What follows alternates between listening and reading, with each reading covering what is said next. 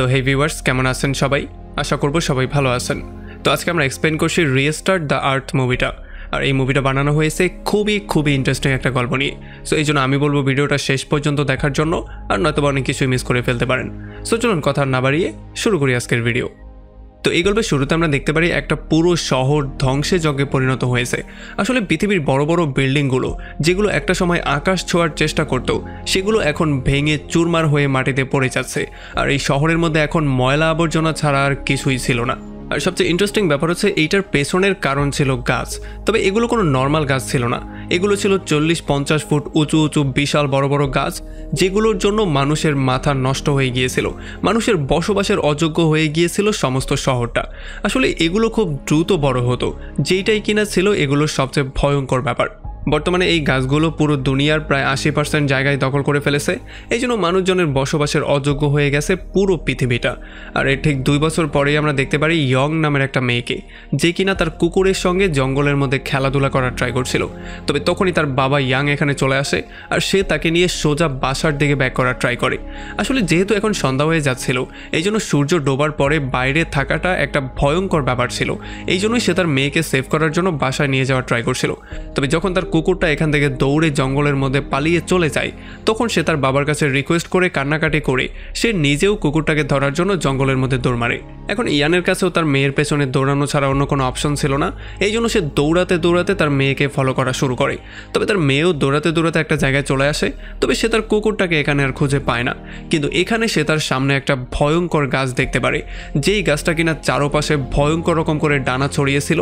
তাছাড়া তার মধ্যে একটা হার্টের মতো জিনিস ছিল, যেটা কিনা বারবার করে বিট করছিল। আমরা দেখতে পারি এই গাছগুলোর চারপাশে অনেকগুলো মানুষের ডেড বডি ছিল, যেগুলো কিনা গাছগুলো কামড়ে ধরেছিল। আর তাছাড়া এই গাছের প্রোটেকশন দেওয়ার জন্য গাছের মধ্যেই সাপের মতো একটা জিনিস ছিল, যেটা কিনা মানুষকে পুরো খেয়ে ফেলতো। আর যখন এই গাছটা এখানে একটা মানুষের গন্ধ পেয়ে যায়, তখনই সেই মানুষটাকে খাওয়ার জন্য তার মুখটা খুলে। তবে সৌভাগ্যক্রমে তখনই তার বাবা এখানে চলে আসে, আর সে তাকে কোলে করে নিয়ে এখান থেকে দৌড়ে পালিয়ে যায়, আর সোজা চলে আসে তার ঘরের মধ্যে। এখানে এসে সঙ্গে সঙ্গে দরজা জানালা সব কিছু বন্ধ করে দেয়, আর ঘরের মধ্যে ইউভি লাইট অন করে দেয়। কারণ এই লাইটগুলো থেকে গাছেরা অনেকটা দূরে থাকার ট্রাই করতো, কারণ এই লাইটগুলোকে তারা ভয় পেত। এখন বাসায় আসার পরে তার মেয়ে ইয়াংয়েরও তার জন্য খারাপ লাগে, কারণ তার জন্যই তার বাবা এত বড় একটা ভয়ঙ্কর বিপদের মধ্যে পড়ে গিয়েছিল। এই জন্য সে তার কাছে মাপ চায়, আর আমরা দেখতে পারি তার বাবাও তাকে মাপ করে দেয়। আর এরপর সে তার ঘড়ির মধ্যে একটা ট্র্যাকার লাগিয়ে দেয়, যাতে করে যেই কোনো সময় সে তার লোকেশন ট্র্যাক করে বের করতে পারে। আর একটু পরে যখন গভীর রাত হয়ে যায়, তখন সে ইয়ানকে শুইয়ে দিয়ে নিজেও কিছু কাজ করা শুরু করে। তবে একটু পরে সে নিজেও ঘুমিয়ে পড়ে। আর তখন সে স্বপ্নে দেখতে পারে আজ থেকে কতগুলো বছর আগের একটা সিন। আমরা দেখতে পারি যখন সে একটা গাড়িতে করে তার ওয়াইফ আর তার মেয়েকে নিয়ে কোনো একটা জায়গায় যাওয়ার ট্রাই করছিল, তখন সে তার ওয়াইফের সঙ্গে ডিসকাস করা শুরু করে তার ওয়াইফের পরবর্তী প্রজেক্ট সম্পর্কে। আসলে তার ওয়াইফ ছিল একজন সায়েন্টিস্ট, আর তার ওয়াইফ এই পৃথিবীতে কিছু নতুন কোয়ালিটির গাছ বানানোর ট্রাই করছিল, যেগুলো কিনা খুব দ্রুতই বড় হয়ে যাবে আর মানুষের জন্য খুব দ্রুত অক্সিজেন সার্ভ করতে পারবে।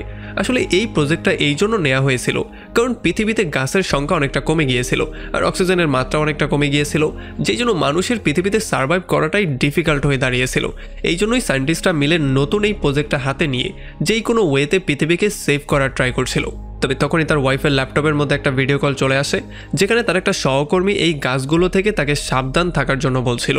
তবে আসলে এতক্ষণে অনেকটা দেরি হয়ে গিয়েছিল। সামনে যতগুলো গাড়ি ছিল সেখান থেকে মানুষগুলো দৌড়ে চিৎকার করে করে বেরিয়ে আসছিল, কারণ এই ভয়ঙ্কর গাছগুলো তাদের উপরে আক্রমণ করছিল। এগুলো দেখার পরে ইয়ানও বেরিয়ে আসে ব্যাপারগুলোকে চেক করার জন্য। তবে সে দেখতে পারে এই ভয়ঙ্কর গাছগুলো আক্রমণ করতে করতে সামনের দিকে আসছে। আর তখনই গল্পটা আবারও প্রেজেন্টে ব্যাক করে, আর আমরা দেখতে পারি ইয়ানের ঘুমটা তার মেয়ের চিৎকারের আওয়াজ শুনে ভেঙে যায়। এই জন্য সে দৌড়ে চলে আসে তার মেয়ের রুমের মধ্যে। তবে আসলে এখানেও অনেকটা লেট হয়ে গিয়েছিল। যদিও তার মেয়ের রুমের মধ্যে ইউভি লাইট দিয়ে ঘেরা ছিল, তবে তবুও এই ভয়ঙ্কর রাক্ষসী গাছগুলো কোনো রকমে তার বেডটাকে চারপাশ দিয়ে ঘিরে ফেলেছিল। যদিও তার বাবা তাকে সেভ করার ট্রাই করছিল, কিন্তু কোনো লাভই হয় না। এই গাছগুলো মাটি ফুটো করে তার পুরো চৌকি সহ তাকে সোজা মাটির নিচেই নিয়ে যায়। তবে তখনই ইয়ানের মনে পড়ে সে তার মেয়ের হাতের ঘড়ির মধ্যে একটা ট্র্যাকার লাগিয়েছিল। এই জন্য সে সেটা লোকেশন ট্র্যাক করা শুরু করে। আর এইটা ট্র্যাক করতে করতে সে একটা পুরনো বাড়ির মধ্যে চলে আসে, যেটা কিনা আন্ডারগ্রাউন্ডের একটা ভয়ঙ্কর বাড়ি ছিল। আর এখানে সে এসে দেখতে পারে তার মেয়েকে একটা খাঁচার মধ্যে বন্দি করা হয়েছে, আর গাছগুলো তাকে মারার জন্য আস্তে আস্তে তার সামনে যাওয়ার ট্রাই করছে। তবে তার মেয়ে কোনো রকমে ইউভি লাইটের সাহায্যে গাছগুলো থেকে নিজেকে প্রোটেকশন দেওয়ার ট্রাই করছে। তবে আসলে এটা সে বেশিক্ষণ করতে পারবে না, কারণ একটু পরেই এটার চার্জ শেষ হয়ে যাবে। তবে তখনই এখানে ইয়ান চলে আসে আর সে তার নিজের লাইটটা তার মেয়ের দিকে ছুঁড়ে মারে, যাতে করে সেইটার মাধ্যমে সে নিজেকে প্রোটেকশন দিতে পারে। তবে তখনই সমস্ত গাছগুলো এসে ইয়ানের উপর আক্রমণ করা শুরু করে, আর ইয়ান কোনো রকমে নিজেকে বাঁচানোর ট্রাই করছিল। আর তখনই তার মাথায় একটা বুদ্ধি চলে আসে, এই জন্য সে এখানে একটা জানালাই ভেঙে ফেলে, যেই জন্য এই জানালা দিয়ে মধ্যে যখনই সূর্যের আলো চলে আসে তখনই ইয়ান প্রচণ্ড ক্লান্ত হয়ে বেহুশ হয়ে যায়। আর এই গাছগুলো আলো দেখার পরে দৌড়ে পেছনে পালিয়ে যায়। আসলে এই গাছগুলো সূর্যের আলোকেও অনেকটা ভয় পেত। একটু পরেই আমরা দেখতে পারি ইয়ান আস্তে আস্তে করে তার স্বপ্নের মধ্যে হারিয়ে যায়। সে আবারও কয়েক বছর আগের স্বপ্ন দেখা শুরু করে, আর এখানের গাছগুলো আস্তে আস্তে করে তাকে পেঁচিয়ে ধরছিল। যদিও তার মেয়ে তাকে টেনে সেখান থেকে বের করার ট্রাই করছিল, কিন্তু তার মধ্যে এতটাও শক্তি ছিল না যে সে তার বাবাকে টেনে সেখান থেকে বাইরে আনতে পারে। এই জন্য সে প্রচণ্ড হতাশ হয়ে গিয়েছিল। তবে তখনই একটা ভয়ঙ্কর ব্লেড এসে গাছটাকে দুই টুকরো করে ফেলে, আর এই জন্য ইয়ানকে গাছটা মাটিতে ফেলে দিয়েই সেখান থেকে পালিয়ে যায়। আসলে আমরা দেখতে পারি একটা মিলিটারি গ্রুপ এখানে চলে এসেছিল, আর তারা এখানে ভয়ঙ্করভাবে গাছগুলোকে ফেস করা শুরু করে। তবে তাদের কাছে থাকা বন্দুকের গুলি এবং এমন একটা পিস্তল ছিল যেটা থেকে আগুন বের হয়, সেই সমস্ত ব্যাপারগুলো দিয়েও তারা কোনোভাবেই গাছগুলোকে আটকাতে পারছিল না, কারণ গাছগুলো ছিল অনেক বেশি পাওয়ারফুল। তাদেরকে মারাও এতটা সহজ ছিল না। এই জন্য অনেক মিলিটারিকে তো গাছটা টেনেই নিয়ে যাচ্ছিল। আর এই সমস্ত ব্যাপারগুলো দেখার পরে যখন একটা মিলিটারি একটা ইউবি লাইট চালু করার ট্রাই করে, তখন দুর্ভাগ্যবশত এই লাইটটা কোনোভাবেই চালু হচ্ছিল না। তবে তখনই আবার ইয়ান জ্ঞান ফিরে পেয়ে যায়, আর সে খুব সহজেই ইউবি লাইটটাকে ঠিক করে যখনই সেটাকে অন করে দেয়, তখন এই লাইট থেকে ভয়ঙ্কর রকম করে আলো বের হওয়া শুরু হয়ে যায়, যেই আলোর প্রভাবের জন্য এখান থেকে সমস্ত গাছগুলো নিজেদেরকে পিছিয়ে নেওয়া শুরু করে। তারা গিয়ে পরবর্তীতে অন্ধকারের মধ্যে লুকিয়ে পড়ে। এরপরে এই মিলিটারিরা ইয়ানকে বলে যে এই গাছগুলো মাটির নিচে শিকড়ের মাধ্যমে পুরো পৃথিবীর প্রায় অনেকটা জায়গাকেই দখল করে নিয়েছে। এই জন্য হয়তোবা পরবর্তী 2 দিনের মধ্যে পুরো পৃথিবীতে ভয়ঙ্কর কিছু একটা হতে পারে, মানে পুরো পৃথিবীকে তারা ডিস্ট্রয়ও করে ফেলতে পারে। আসলে তারা সবাই ছিল জয়েন্ট সোলজার, যাদের একমাত্র কাজ ছিল পৃথিবী থেকে এই ভয়ঙ্কর গাছগুলোকে ডিস্ট্রয় করে পৃথিবীটাকে আবারও মানুষের বসবাসের জন্য যোগ্য করে দেয়া। এই জন্য তারা এখানে এসেছিল এমন একটা ডিভাইসকে খুঁজে বের করতে, যেটার মাধ্যমে তারা সমস্ত গাছদেরকে একসাথে ডিস্ট্রয় করে ফেলতে পারবে। আসলে বর্তমানে তারা যে বিল্ডিংটার মধ্যে আছে, গাছগুলো দখল করার আগে এইটা ছিল একটা রিসার্চ ল্যাব। এই জন্য সেই ডিভাইসটা তারা এখানেই লুকিয়ে রেখেছিল। এই জন্য মিলিটারিরা অনেকক্ষণ খোঁজাখুঁজি করার পরে ফাইনালি সেই ডিভাইসটা পেয়ে যায়, আর এই ডিভাইসটা পাওয়ার সঙ্গে সঙ্গে তারা হেডকোয়ার্টারে এটার খবরও জানিয়ে দেয়। তবে এখন হেডকোয়ার্টার থেকে তাদেরকে বলা হয় এই ডিভাইসটা নিয়ে তাদেরকে একটা লঞ্চিং সেন্টারে যেতে হবে, যেখান থেকে তারা মাটির নিচে গিয়ে গাছদের উপরে এই ভয়ঙ্কর মেশিনটার ইউজ করতে পারবে। আসলে বর্তমানে পুরো দুনিয়াতে প্রায় 140টা এমন ডিভাইস ছিল, আর যদি তারা এই গাছগুলোকে একসাথে ডিস্ট্রয় করতে চায় তাহলে তাদের সবাইকে একসাথে সেই ডিভাইসগুলোকে অ্যাক্টিভেট করতে হবে, যেটার মাধ্যমে একটা ব্লাস্ট হয়ে এখানে সমস্ত গাছের মৃত্যু হয়ে যাবে। তবে আসলে এই প্ল্যানটা শোনার পরে ইয়ানের কাছে মনে হচ্ছিল এই প্ল্যানের মধ্যে কোনো একটা প্রবলেম তো অবশ্যই আছে। তবে তখনই মাটিটা কাঁপা শুরু করে, আর মাটির নিচ থেকে একটা গাছ উঠে সে এক ঝটকা দিয়ে ইউভি লাইটটাকে ভেঙে ফেলে, যেই জন্য এখানে পুরো জায়গাটা অন্ধকার হয়ে যায়, আর তারা যে যার মতো এখান থেকে নিজেদের জীবন নিয়ে পালানো শুরু করে। তবে এখানে সোলজাররা বুদ্ধি করে যে যার মতো করে ফুটো করা শুরু করে, যাতে করে এটার মধ্যে কোনো রকমের আলো আসা শুরু হয়। আর যখনই আলো আসা শুরু হয় তখন সমস্ত গাছরা আবারও পালিয়ে যায়। তবে তখন ইয়ান দেখতে পারে যে এই দৌড়াদৌড়ির মধ্যে সে আর তার মেয়ে সোলজারদের থেকে অনেকটা দূরে চলে গিয়েছিল। তাছাড়া এই সোলজারদের মধ্যে যেই ক্যাপ্টেন ছিল, সেই ক্যাপ্টেনকেও গাছ জঘন্য রকম করে আহত করে দিয়েছে। এখন সে জীবন মৃত্যুর সন্ধিক্ষণে দাঁড়িয়ে আছে। লিমো নামের একটা সোলজার ক্যাপ্টেনের রক্ত থামানোর ট্রাই করছিল, তবে আসলে এতে কোনো লাভই হচ্ছিল না, কারণ ক্যাপ্টেনের মৃত্যু খুব সহজেই হয়ে যায়। আর এরপরে যখনই তারা সেখান থেকে চলে যাওয়ার ট্রাই করছিল, তখনই তারা দেখতে পারে ভয়ঙ্কর সাপের মতো একটা গাছ চলে এসেছে, যেটা কিনা আস্তে আস্তে করে তার শিকার করছিল।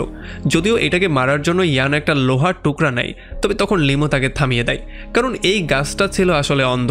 সে নিজে চোখে দেখতে পারতো না, সে শুধু শব্দ শুনে শুনে গিয়ে তাদের উপরে আক্রমণ করত। এই জন্য তারা চুপচাপ কোনো শব্দ না করে সেই ডিভাইসটা নিয়ে এখান থেকে চলে যাওয়ার ট্রাই করে। তবে তখনই ভুলবশত ইয়ানের মেয়ে একটা ধাক্কা খেয়ে যায়, যেই জন্য এখানে একটা শব্দ হয়ে যায়। আর এই শব্দ শোনার সঙ্গে সঙ্গে এই গাছটা ভয়ঙ্করভাবে গিয়ে তার উপরে আক্রমণ করার ট্রাই করে। আর এই জন্য তাকে সেভ করার জন্য লিমো আর ইয়ানও চলে আসে এই সাপটার সামনে। তবে আসলে তাকে ফেস করা এতটাও ইজি ব্যাপার ছিল না, সে ছিল খুবই ভয়ঙ্কর একটা গাছ। তবে তখনই ক্যাপ্টেন তার পিস্তলটা নিয়ে তার সামনে চলে আসে আর তার উপরে শ্যুট করা শুরু করে। তবে এতে করেও তার কিছু হচ্ছিল না, সে উল্টো ক্যাপ্টেনকেই পেঁচিয়ে ধরে। যদিও লিমো তাকে সেভ করার জন্য সামনে আসছিল, তবে ততক্ষণে অনেকটা দেরি হয়ে গিয়েছিল, কারণ ক্যাপ্টেন অলরেডি তার গ্রেনেডের পিনটাকে খুলে ফেলেছিল, যে জন্য একটু পরেই এখানে বিশাল বড় একটা ব্লাস্ট হয়ে যায়, যে জন্য ক্যাপ্টেনের মৃত্যু তো অবশ্যই হয়ে যায়, সাথে সাথে এই ভয়ঙ্কর সাপ গাছটারও মৃত্যু হয়ে যায়। আর এই ব্লাস্টের মধ্যে লিমো, ইয়ান আর তার মেয়ে উড়ে এসে সোজা রাস্তায় পড়ে, যেখানে তারা বাকি সোলজারদেরকেও পেয়ে যায়। আর এখানে সৌভাগ্যক্রমে তাদের সঙ্গে সেই ডিভাইসটাও উড়ে চলে এসেছিল। তবে যখন এখানে সোলজাররা ক্যাপ্টেনের মৃত্যুর খবর পেয়ে যায়, তখন তারা প্রচণ্ড আপসেট হয়ে যায়। আর যেহেতু এই ভয়ঙ্কর ব্লাস্টের মধ্যে তাদের ইঞ্জিনিয়ারেরও মৃত্যু হয়ে গিয়েছিল, এই জন্য তারা ইয়ানকেই বলছিল তাদের সঙ্গে যাওয়ার জন্য অ্যাজ এ ইঞ্জিনিয়ার হিসেবে, কারণ সে 2 মিনিটের মধ্যেই সেই ইউবি লাইটটাকে ঠিক করে ফেলেছিল, আর নয়তোবা তো তারা সবাই মরতেই বসেছিল। তবে ইয়ান কোনোভাবেই তাদের সঙ্গে যেতে চাইছিল না, কারণ এখন সে আর তার মেয়ে সেফ ছিল, আর তার মেয়ের সেফটির উপরে তার কাছে আর কিছুই ছিল না, কারণ তার মেয়ে ছাড়া এই দুনিয়াতে আর তার কেউই নেই। এই জন্য সে তার মেয়েকে নিয়ে আবারও বাসার দিকে ব্যাক করছিল। তবে তার মেয়ে এই ব্যাপারটাতে কোনোভাবেই হ্যাপি ছিল না। সে চাইছিল যে তার বাবা মানুষের জন্য কাজ করুক, যাতে করে সে সোলজারদের সঙ্গে গিয়ে এই গাছগুলোকে ডিস্ট্রয় করতে তাদেরকে সাহায্য করে, কারণ যদি তার মা জীবিত থাকতো তাহলে হয়তোবা তার মাও ঠিক একই কাজটা করতো। আর তার মেয়ের মুখ থেকে এই সমস্ত কথাবার্তাগুলো শোনার পরে সে ফাইনালি সিদ্ধান্ত নেয় সে সোলজারদের সঙ্গে জয়েন করবে। আর এরপর সে সোলজারদের সঙ্গে জয়েন করে তাদের টিমের সাথে সামনের দিকে যাওয়া শুরু করে। তবে তখনই তারা দ্বিতীয় একটা টিমের সিগন্যাল পেয়ে যায়, যেখানে তাদেরকে বলা হয়েছিল গ্রিন টাইড। আর এইটা শোনার সঙ্গে সঙ্গেই মাটি ফাটা শুরু করে, আর আস্তে আস্তে করে বড় বড় ভয়ঙ্কর বিল্ডিংগুলো মাটিতে ধসে পড়ে যাচ্ছিল। এই জন্য তাদের টিম উল্টো দিকে দৌড়ানো শুরু করেছিল। তবে খুব শীঘ্রই গ্রিন টাইড তার আসল রূপে চলে আসে আর ভয়ঙ্করভাবে তাদের উপরে আক্রমণ করা শুরু করে। আসলে গ্রিন টাইড ছিল অনেকগুলো গাছের একটা কম্বিনেশন, যেটা কিনা ঢেউয়ের মতো সামনের দিকে আসতো, আর এগুলো পুরো সামনে যেটাই পেত সেটাকে ভেঙে চুরমার করে ফেলতো। আর যদি কেউ তাদেরকে বাধা দেওয়ার ট্রাই করতো, তাহলে তো তারা তাকে মাটির সঙ্গে মিশিয়েই ফেলতো। আমরা দেখতে পারি এই বড় বড় বিল্ডিংগুলোকে খুব সহজেই তারা মাটির সঙ্গে মিশিয়ে চুরমার করে দিচ্ছিল। আর সবচেয়ে ভয়ঙ্কর ব্যাপার হচ্ছে এইটা হচ্ছে শুরু, কারণ পরবর্তী 56 ঘন্টার মধ্যে তারা পুরো পৃথিবীটাকেই ডিস্ট্রয় করতে যাচ্ছিল। এখন লিমোর টিম কোনো রকমের যার যার জীবন নিয়ে পালিয়ে যাওয়ার ট্রাই করছিল, তবে তাদের স্পিড ছিল অনেকটা স্লো। অন্যদিকে টাইডের স্পিড ছিল অনেক বেশি, যারা কিনা ভয়ঙ্কর রূপে তাদের উপরে আক্রমণ করতে আসছিল। এই জন্য তারা সবাই দৌড়ে কোনো রকম একটা বাসের মধ্যে উঠে যায়। আর যখন টাইড তাদের উপরে আক্রমণ করে, তখন এই বাসটা উড়ে গিয়ে একটা বিল্ডিং ফুটো করে মধ্যে চলে যায়। আর এই জন্য কোনো রকমে তারা তাদের সবার জীবন নিয়ে বিল্ডিংয়ের মধ্যে চলে আসে। এখন কোনো রকমের টাইড তো শেষ হয়ে গিয়েছিল, তবে নিচে যেই মানুষগুলো ছিল তাদের সবাইকে টাইড ডিস্ট্রয় করে দিয়ে চলে গিয়েছিল। আর উপরে যারা জীবিত ছিল তারা এই ব্যাপারটা ক্লিয়ারলি বুঝতে পেরেছে যে 56 ঘন্টা পরে যেই জিনিসটা হওয়ার শঙ্কা তারা করেছিল, সেটা হয়তোবা সময়ের আগেই শুরু হয়ে যাবে। এখন তারা সিদ্ধান্ত নেয় তারা এই খবরটা হেডকোয়ার্টারে পাঠিয়ে দিবে, তবে তারা কোনোভাবেই সিগন্যালই পাচ্ছিল না। তবে তখনই ইয়ানের নজর পড়ে সামনে থাকা একটা বিল্ডিংয়ের সিগন্যাল টাওয়ারের উপরে। এই জন্য তারা সেখানে যাওয়ার সিদ্ধান্ত নেয়। আসলে এই বিল্ডিং আর সেই বিল্ডিংয়ের মাঝখানে একটা পুলের মতো জিনিস ছিল, যেটা কিনা খুবই ভয়ঙ্কর অবস্থায় ছিল, মানে এটা যে কোনো সময় ভেঙে পড়বে এই অবস্থায় ছিল। তবে যেহেতু তাদের কাছে অন্য কোনো অপশন ছিল না, এই জন্য তারা এই পুলটাকে পার করারই সিদ্ধান্ত নেয়। তবে যখন তারা আস্তে আস্তে করে এই পুলটাকে পার করার ট্রাই করছিল, তখনই তাদের পাশের বিল্ডিংটা ভয়ঙ্করভাবে ডিস্ট্রয় হয়ে যায়। মানে 1 সেকেন্ডের মধ্যে বিল্ডিংটা একেবারে গুঁড়ো গুঁড়ো হয়ে যায়।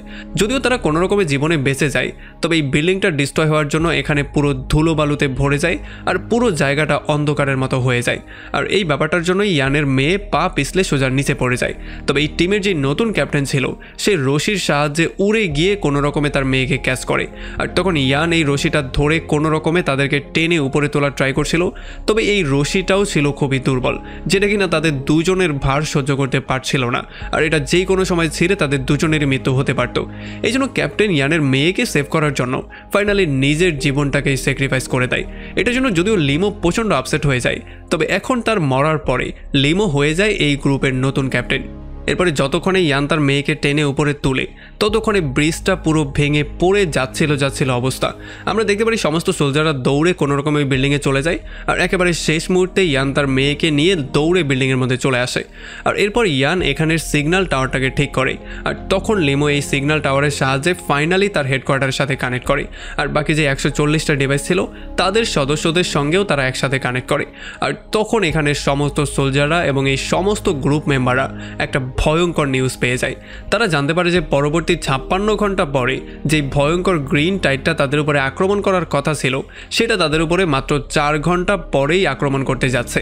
আর তাছাড়া তারা এটাও জানতে পারে যে তারা মাটির নিচে যেই ডিভাইস দিয়ে আক্রমণ করার প্ল্যানিং করেছিল সেই সমস্ত গাছগুলো আসলে একটা পয়েন্টে কানেক্ট করা আছে। এই জন্য যদি তারা 140টা ডিভাইস মাটির নিচে একসাথে লঞ্চও করে তাহলেও তারা গাছগুলোকে মারতে পারবে না, কারণ গাছগুলোর পয়েন্ট হচ্ছে গিয়ে একটা। যদি তারা সেই স্পেসিফিক পয়েন্টে গিয়ে আক্রমণ করতে পারে তাহলেই এই গাছটার মৃত্যু হয়ে যাবে আর খুব সহজেই তারা সমস্ত গাছগুলোকে একসাথে মেরে ফেলতে পারবে। এই জন্য তাদেরকে সেই পয়েন্টটাকে খুঁজে বের করতে হবে। কিন্তু এই মিশনের সমস্যাটা ছিল তারা জানতোই না এমন দুর্বল পয়েন্টগুলো কোথায় আছে, বা একটা পয়েন্ট থাকলে সেইটাই বা কোথায় আছে। এই জন্য তারা প্রচণ্ড ডিপ্রেস হয়ে গিয়েছিল। আর তাছাড়া এই প্রজেক্টে এখন পর্যন্ত কয়েক হাজার সোলজারের মৃত্যু হয়ে গেছে, আর এই প্রজেক্টটা এখানে শেষ করে দেয়া কোনো রকমই যুক্তিযুক্ত কাজ ছিল না। এই জন্য তারা বুঝতেই পারছিল না তারা কি করবে। তবে তখনই জ্ঞান এসে তাদের সবার সামনে ভাষণ দেওয়া শুরু করে। সে সবাইকে মোটিভেট করে এবং এই মোটিভেশন পেয়ে ফাইনালি 140টা গ্রুপই সিদ্ধান্ত নেয় যেই কোনো ওয়েতে তারা এই যুদ্ধটাকে চালিয়ে যাবে, আর তারা যেই কোনো ওয়েতে সেই পয়েন্টগুলোকে খুঁজে বের করবেই করবে। যাই হোক, এদিকে লিমোর টিম সোজা চলে আসে সেই লঞ্চ স্টেশনে, আর তারা সেই ডিভাইসটাকে লঞ্চ করার জন্য ফুললি প্রিপারেশন নিয়েও ফেলে। তবে তারা এই ব্যাপারটা জানতো না যে একটা ভয়ঙ্কর বিপদ তাদের জন্য ওয়েট করছিল। আসলে একটা ভয়ঙ্কর গ্রিন টাইড তাদের উপরে আক্রমণ করতেই এদিকে আসছিল। আর একটু পরে তারা গিয়ে এই ডিভাইসটাকেও লঞ্চ করে দেয়। তবে এই ডিভাইসটা জায়গা মতো ফাটার জায়গায় এই গাছ যেই প্রোটেকশন বানিয়েছিল সেই প্রোটেকশনই ভেদ করতে পারে না।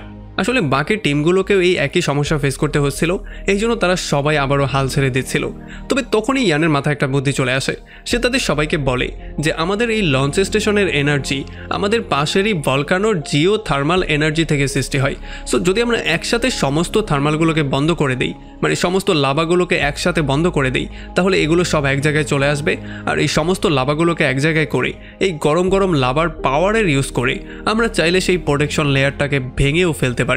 তবে আসলে এই প্ল্যানটাতেও আরও একটা সমস্যা ছিল, কারণ বাকি যেই সুরঙ্গের কানেকশনগুলো ছিল সেই কানেকশনগুলো তারা লস করে ফেলেছিল। এই জন্য এখন তাদের কাছে একটাই অপশন ছিল যে ম্যানুয়ালি সেই সুরঙ্গগুলোতে গিয়ে সেখানের যেই কন্ট্রোলিং সিস্টেম আছে সেইটাকেই উড়িয়ে দেয়া, তাহলেই হয়তোবা তারা লাভাগুলোকে এক জায়গায় করতে পারবে। এই জন্য ইয়ান ফাইনালি তার মেয়েকে গুড বাই বলে এখান থেকে বাকি টিমের সাথে চলে যায়। তবে যাওয়ার আগে সে বলে যায় যে সে এখানে অবশ্যই ব্যাক করবে। এখন যখন তারা আস্তে আস্তে করে মাটির নিচে যাওয়া শুরু করে তখন আস্তে আস্তে করে লাভার গরমও বাড়তে থাকে, আর আস্তে আস্তে করে এটা অসহ্য যন্ত্রণা হওয়া শুরু হয়ে যায়। তবে সামনে তারা কোনোভাবেই যেতেও পারছিল না, কারণ বিভিন্ন জায়গায় বিভিন্ন গাছ দখল করে বসেছিল, তাদেরকে মারার জন্য তারা রেডি হয়েছিল। এই জন্য যখন তারা তাদের উপরে আক্রমণ করে সামনে যাওয়ার ট্রাই করে তখন গাছেরাই তাদের উপরে আক্রমণ করে দেয়, যেই জন্য এখানে ইয়ান আহত হয়ে যায়। তবে এই জন্য এখানের একটা সোলজার তাদেরকে বাঁচানোর জন্য এখানে বিশাল বড় একটা ব্লাস্ট করিয়ে দেয়, যেই ব্লাস্টে তার নিজেরও মৃত্যু হয়ে যায়। আর আমরা দেখতে পারি লিমো আর ইয়ানের কাছে কান্নাকাটি করার মতো সময় ছিল না, এই জন্য তারা আরও একটা বমের বাক্স নিয়ে আস্তে আস্তে করে সামনের দিকে যাওয়া শুরু করে। এখন তাদের সামনে একটা দরজা চলে আসে, এই জন্য ইয়ান লিমোকে বলে দরজাটা খোলার জন্য কিছু একটা খুঁজে বের করার জন্য।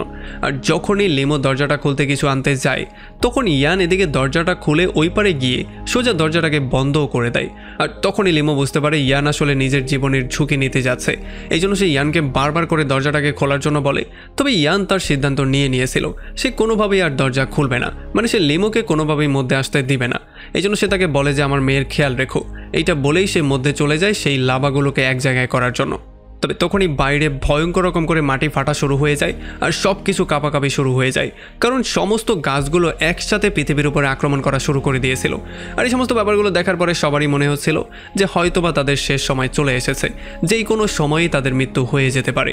আর তখন অন্যদিকে আমরা দেখতে পারি ইয়ান তার আহত পা নিয়েও আস্তে আস্তে করে কোনো রকমের সামনের দিকে যাওয়ার ট্রাই করছিল, কিন্তু তখনই এই বিল্ডিং কাঁপাকাঁপির জন্য বিল্ডিংয়ের ইটগুলো খুলে তার গায়ের উপরে পড়া শুরু করে, যেই জন্য সে আরও বেশি আহত হয়ে যায়। সে আর সামনের দিকে এগোতেও পারছিল না, তবে তবুও কোনো রকমে হামাগুড়ি দিয়ে সে সামনের দিকে যাওয়া শুরু করে। আর একটা পর্যায়ে সে বমটা নিয়ে সেই কন্ট্রোল রুমে চলেও আসে, আর এখানে এসে সে বাকি 140টা গ্রুপের সাথে কমিউনিকেশন করার সুযোগ পেয়ে যায়। এই জন্য সে সবাইকে সমস্ত ব্যাপারগুলোর ইনস্ট্রাকশন দেওয়া শুরু করে। আর তখন অন্যদিকে যখন তার মেয়ে তাকে স্ক্রিনে দেখতে পারে তখন সে কান্নাকাটি করতে করতে তার বাবাকে ফিরে আসতে বলছিল। তবে সে এই ব্যাপারটা খুব ভালো করে জানতো যে তার বাবা পৃথিবীকে বাঁচানোর জন্য, তাদেরকে বাঁচানোর জন্য তার নিজের লাইফটাকে স্যাক্রিফাইস করতে যাচ্ছে। আর তখনই আমরা দেখতে পারি বোমের টাইমারটা শেষ হয়ে যায়, যেই জন্য এখানে বিশাল বড় একটা ব্লাস্ট হয়ে যায়। আর এই ব্লাস্টের জন্য এখানে কন্ট্রোল সিস্টেমটা নষ্ট হয়ে যায় আর সমস্ত লাভাগুলো একসাথে নিচে যাওয়া শুরু করে। মাটির মাটির নিচে এত গরম লাভা একসাথে যাওয়ার জন্য গাছের যেই প্রোটেকশন লেয়ারটা ছিল সেটাও আস্তে আস্তে নষ্ট হওয়া শুরু হয়ে যায়। আর একটা পর্যায়ে যখন সেই প্রোটেকশন লেয়ারটা নষ্ট হয়ে যায় তখন সেই লঞ্চার মেশিনটাও প্রোটেকশন লেয়ার ভেদ করে মধ্যে চলে আসে, আর এগুলো গাছের শিকড়ের মধ্যে গিয়ে পেঁচিয়ে পড়ে। আর একটু পরেই যখন 140টা ডিভাইস একসাথে ব্লাস্ট করিয়ে দেওয়া হয় তখন সমস্ত গাছের একসাথে মৃত্যু হয়ে যায়। আর এই জন্য যেই গাছগুলো উপরে ছিল সেগুলো আস্তে আস্তে করে মাটির নিচে চলে যাওয়া শুরু করে, কারণ তাদের যেই ঘোরার শক্তি ছিল সেই শক্তি এখন নষ্ট হয়ে গেছে। আর এমন করেই পৃথিবীটা আবারও মানুষের বসবাসের যোগ্য হওয়া শুরু করে। এই ব্লাস্টের পরে পৃথিবীতে এখনও যারা জীবিত ছিল তারা সবাই খুবই হ্যাপি ছিল, কারণ তারা একটা বিশাল বড় বিপদের হাত থেকে মুক্ত হয়েছিল। আর সেই দিনের পর থেকে নতুন একটা সময়ের সৃষ্টি হয়েছিল, মানুষ নতুন করে আবারও নতুন একটা শুরু করার সুযোগ পেয়েছিল। আর এমন একটা ইন্টারেস্টিং পয়েন্টে এই পুরো মুভিটা এখানেই শেষ হয়ে যায়। তো আমাকে কমেন্ট করে জানান কেমন লাগলো ভিডিও। যদি ভালো লাগে তাহলে অবশ্যই একটা লাইক করবেন, আর যদি এখনও আমাদের চ্যানেলটা সাবস্ক্রাইব করে না থাকেন তাহলে প্লিজ করে ফেলুন। তো আমাদের দেখা হবে অন্য কোনো ভিডিওতে অন্য কোনো একদিন। Till then, take care.